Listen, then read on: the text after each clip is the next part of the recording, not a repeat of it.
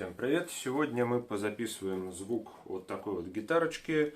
Реплика Gibson ES Les Paul он называется. Пустотелая. У нее здесь дырка, только посередочке идет цельный брусок. Значит, давайте бриджевый датчик, чистый звук.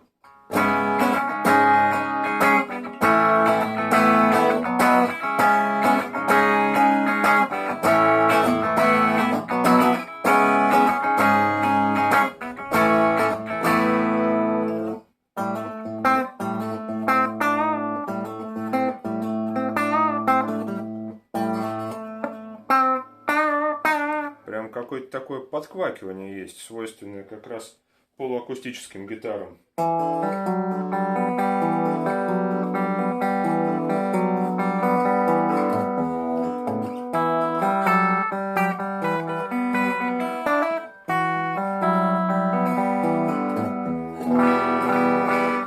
Нековый.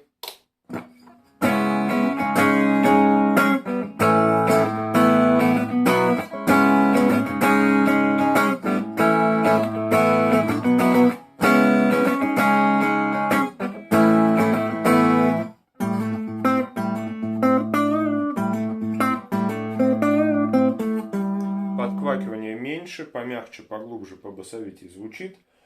Но я бы даже сказал, что он здесь звучит как-то немножечко в сторону стекла, что ли.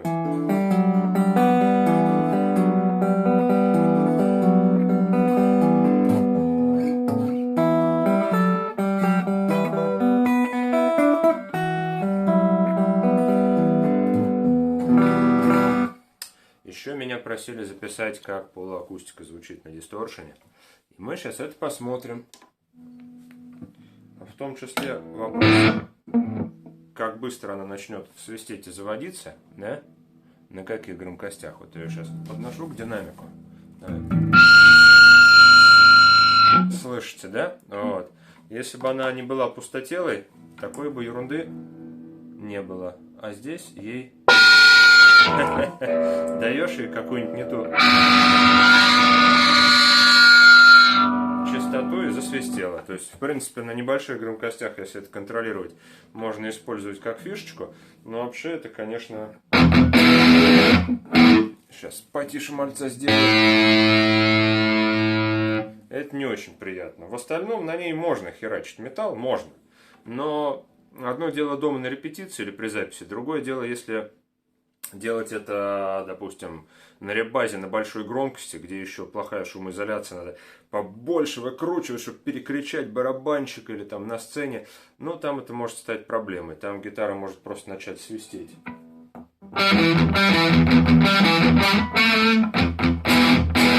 Это у меня еще гейн, это немного. Вот мы побольше подвалили.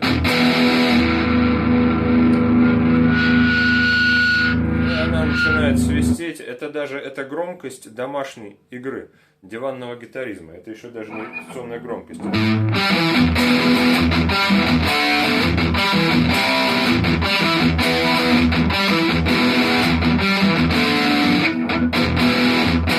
Мне не очень нравится то, что на чистом звуке у полуакустик идет как звонкость такая, воздушность, то на дисторшене становится какими-то паразитными отзвуками.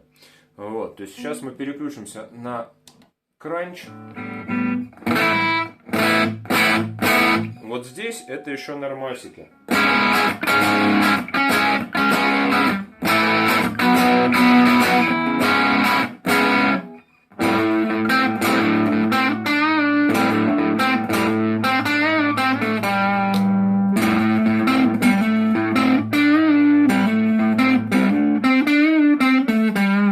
Здесь это еще звучит как что-то певучее.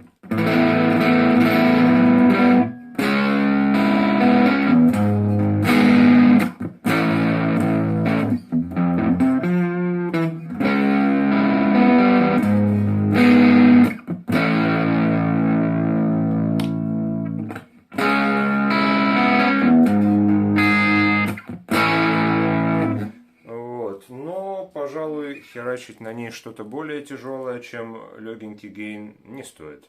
Хотя дело вкуса.